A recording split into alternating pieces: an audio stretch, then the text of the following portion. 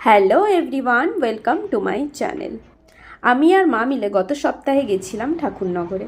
আসলে আমার একটা সেখানে মানসিক ছিল, সেই কারণেই আমাদের ওখানে যাওয়া।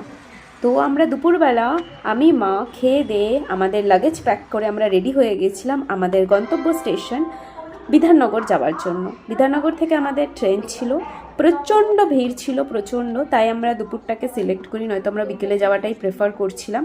কিন্তু বিকেলে গেলে আমরা ট্রেনে পাও রাখার জায়গা পেতাম না। অত্যন্ত লাকি হওয়ার কারণে আমরা সিটও পেয়ে যাই যথাসময়ে। তারপরে গিয়ে আমরা স্টেশনে পৌঁছাই। ঠাকুরনগর স্টেশনে পৌঁছে যা দেখি, প্রচুর পরিমাণে ভিড়, পা রাখার জায়গা ছিল না। কোনো ক্রমে আমরা একটা টোটো করে আমরা ওদের বাড়িতে পৌঁছই।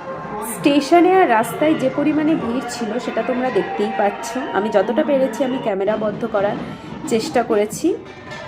তো এই পর্যন্তই এখানে, টাটা, বাই।